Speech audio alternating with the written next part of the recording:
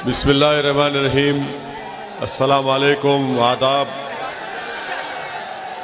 मोहतरम जनाब बाबू सिंह कुशवाहा साहब, अध्यक्ष जन अधिकार पार्टी वो कन्वीनर भागीदारी परिवर्तन मोर्चा, कन्नौज विधानसभा के मजलिस के प्रत्याशी मेरे दोस्त जनाब डॉक्टर सुनील दिवाकर साहब, जनाब शौकत अली साहब अध्यक्ष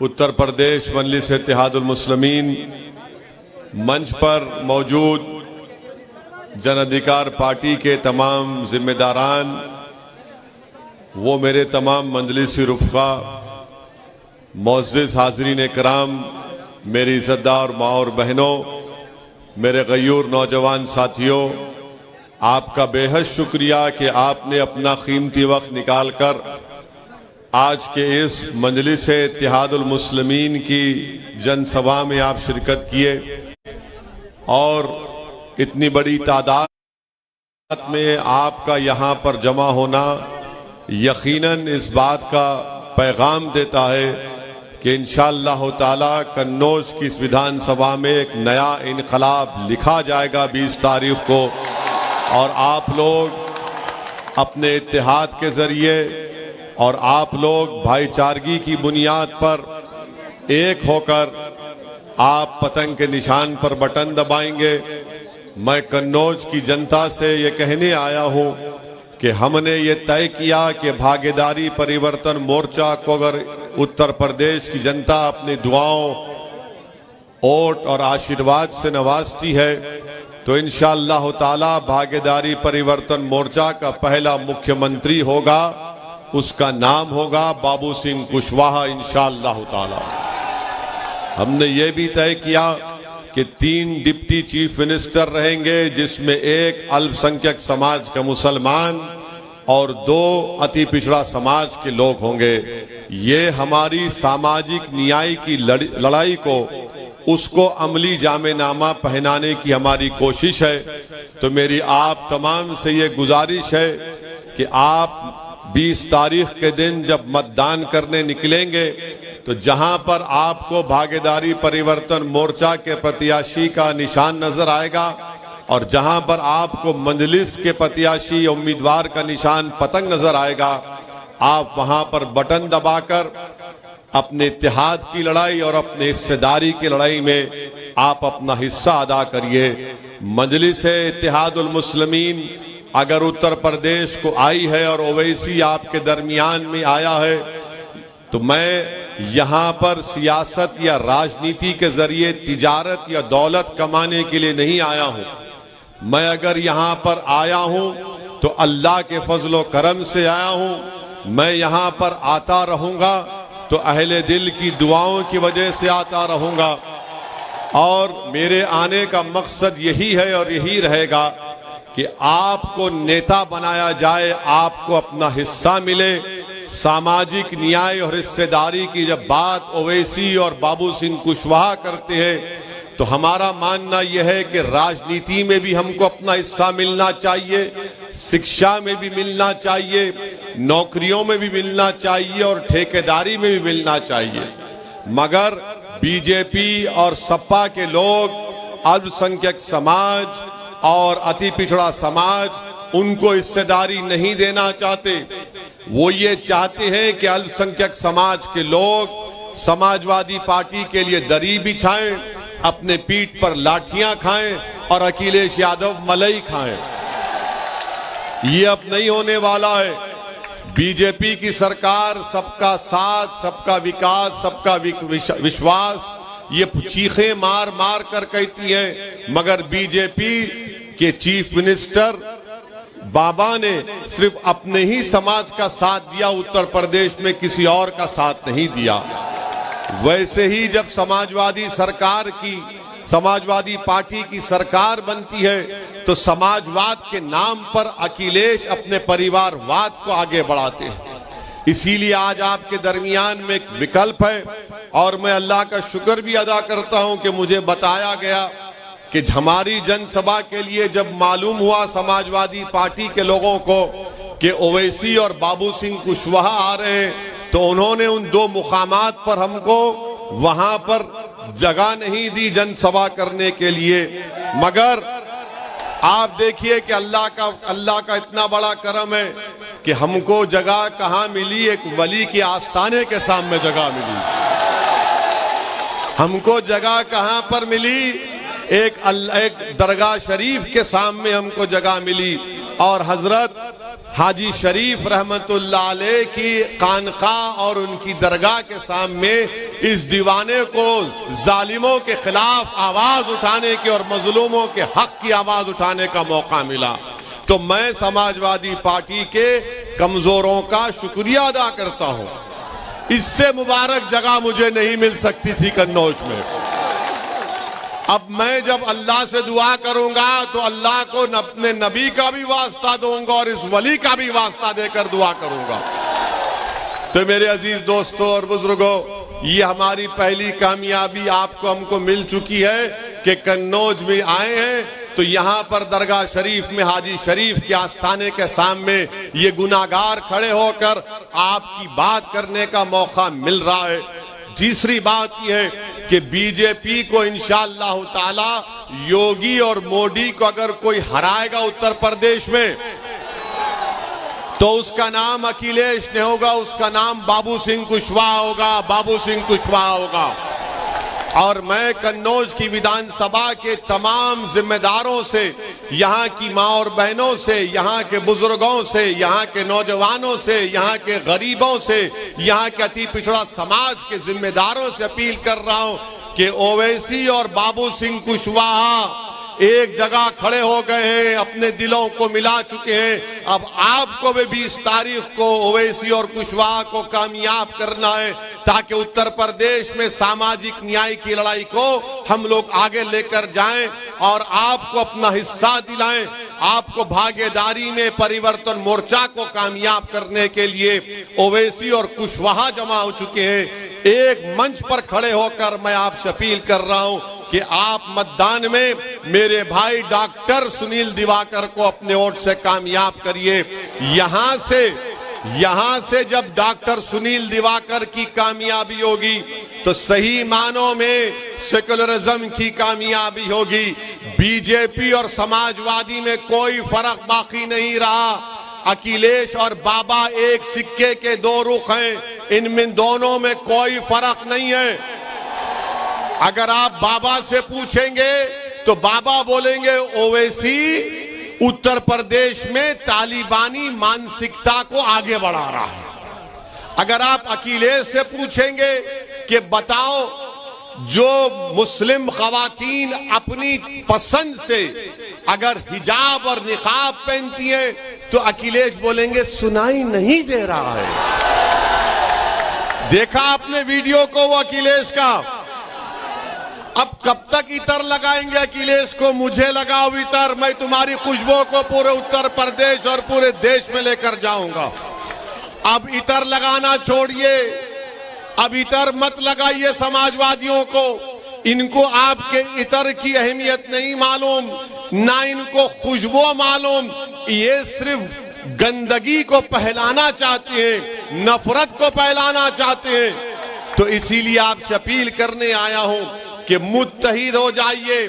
ओवैसी और कुशवाहा पूरे उत्तर प्रदेश में एक होकर खड़े हो गए तो अखिलेश और बाबा की नींद हराम हो चुकी है। ये देख रहे हैं ये कौन है कि ओवैसी और कुशवाहा एक जगह खड़े हो चुके हैं। तो इनको समझ में नहीं आ रहा कि कैसे इनको रोका जाए। मगर याद रखो इंशाअल्लाह ताला अब हम रुकने वाले नहीं हैं। अब हम आगे बढ़ते जाएंगे और समाजवादी पार्टी के लोग हमारे जाने के बाद जैसा शैतान दिमाग में आके खुश करता है ना, वैसा बोलेंगे। देखो ओवैसी का भाषण तो जज्बाती होता है, कहीं तुमको जज्बात में बहा कर लेकर चला गया तो बीजेपी को फायदा हो जाएगा, कहते हैं ना। अब हम समाजवादी पार्टी का जवाब आपको इस तरह देना है कि मोहतरम अखिलेश यादव की पत्नी 2019 का चुनाव कैसे हारी? हम तो नहीं थे। क्या हम चुनाव लड़े थे? क्या तुमने बीजेपी को वोट दिया? कितनों ने नहीं दिया? हाथ उठाओ, डरो मत। तब भी कैसे जीत गया बीजेपी वाला? हम बोले थे आपको, हमने आकर कहा था, ये हमारे अजिन्नात आपके पास आकर कहा था आपको, तो मालूम हुआ आपके वोट से बीजेपी नहीं जीत रही है। आपके वोट से बीजेपी नहीं जीत रही है। अखिलेश यादव का वोटर नरेंद्र मोदी का चेला बनकर गोद में बैठकर चाय पी रहा है। अपने वोट की अहमियत कब होगी? आपके वोट की अब उत्तर प्रदेश में अहमियत नहीं है। अगर उत्तर प्रदेश में कन्नौज में आपकी वोट की अहमियत होती तो ताहिर हुसैन को अखिलेश घर में नहीं बिठाता। ये बात सच है या झूठ है? बोलो। ताहिर हुसैन की अगर अहमियत होती तो ताहिर हुसैन इलेक्शन लड़ता, मगर अखिलेश के पास न ताहिर की वोट की अहमियत है न आपके वोट की अहमियत है। ओवैसी कह रहा है कि जब ओवैसी और कुशवाहा एक जगह खड़े हो गए तो आपको अपने वोट की अहमियत जताने का मौका मिल रहा है। कैसे मिल रहा है? सपा को हराओ, बीजेपी को हराओ और यहां से डॉक्टर सुनील दिवाकर को कामयाब करो। यहां से आप ओवैसी और कुशवाहा की जोड़ी के हाथ को मजबूत करो। उत्तर प्रदेश में सामाजिक न्याय का इनकलाब हम बर्पा करेंगे। मैं पूछना चाह रहा हूं, जो लोग कहते हैं कि ओवैसी अब भड़काऊ भाषण से ध्रुवीकरण की राजनीति करता है, कहते हैं ना, ये ध्रुवीकरण करता है। अब हम उनसे पूछना चाह रहे, बताओ क्या उत्तर प्रदेश में बात सच नहीं है कि 5 साल बाबा को मौका मिला, 5 साल अखिलेश को मिला, कई मर्तबा बहन मायावती को मिला, मुलायम सिंह यादव को मिला, मगर बताओ उत्तर प्रदेश में मुस्लिम अल्पसंख्यक समाज की हमने एक बाज़ाब्ता माहिरीन एक्सपर्ट्स को बिठाकर एक स्टडी करवाई जिसमें ये बात मालूम हुई। क्या मालूम हुई?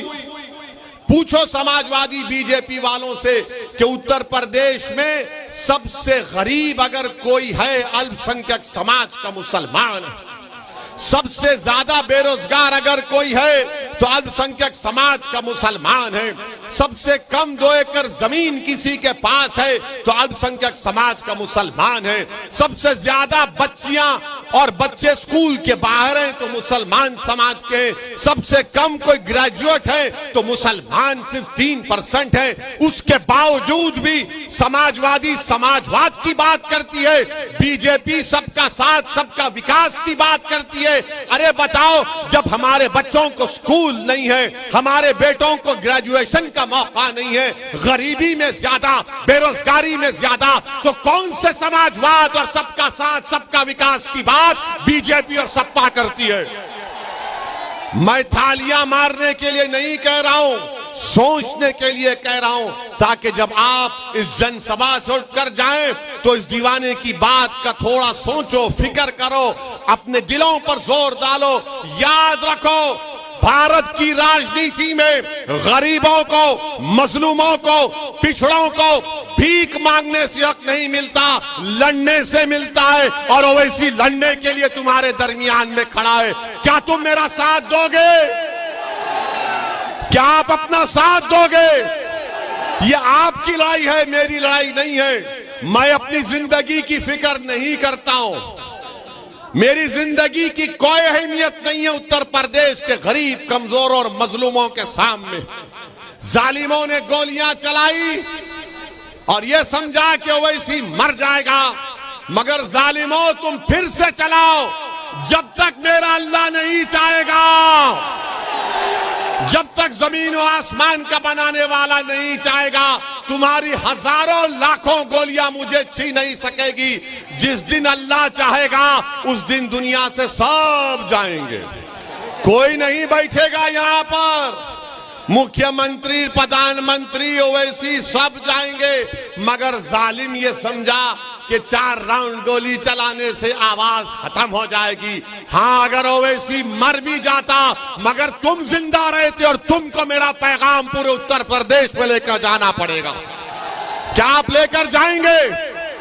क्या आप लड़ेंगे अपने हक के लिए? क्या आप मजलिस और भागीदारी परिवर्तन मोर्चा का साथ देंगे? मेरे अजीज दोस्तों और बुजुर्गों, दो आखिरी बात। अभी आपने देखा कि हमको मीडिया ने बताया कि योगी सरकार के एक मंत्री ने हम पर गोली चलाने वालों के परिवार के पास जाकर उन्होंने एक बयान दिया कि ओवैसी पर जिन लोगों ने गोली चलाई उसकी तहकीकात होनी चाहिए। बाबा मित्रों, जरा ये तो बताइए, आपका मंत्री उनके परिवार के पास गया? वो जो वीडियो में वो लोग जो गोली चला रहे थे, एक लाल और एक सफेद शर्ट पहने हुए, वो किसके घर के दामाद थे? इतनी मोहब्बत इनको क्यों पैदा हो गई गोली चलाने वालों से? ये तो हमने कहा ये तो गोडसे की नाजायज औलाद है। ये संविधान पर भरोसा नहीं करते, बैलेट पर नहीं करते, गोली पर करते। तो बाबा ये बात अब मालूम हो चुकी है कि जिन्होंने हम पर गोली चलाई तुम्हारी सरकार का मंत्री जाकर उनकी तायीद कर रहा है। ये तुम्हारा माफिया राज से मुकाबला। सुन लो बीजेपी वालों, तुम तायीद करो गोलियां चलाने वालों की। हमने पार्लियामेंट में भारत की सबसे बड़ी पंचायत में खड़े होकर अल्लाह उसके रसूल को हाजिर नाजिर जानकर हमने कहा, जब तक असदुद्दीन ओवैसी जिंदा रहेगा, जब तक अल्लाह रखेगा, मुझे सिक्योरिटी की जरूरत नहीं है। मौत मेरी हिफाजत करेगी इंशाअल्लाह ताला। ये सरकार का मंत्री जाकर जो हम पर गोलियां चलाते हैं उनकी तायीद करता है।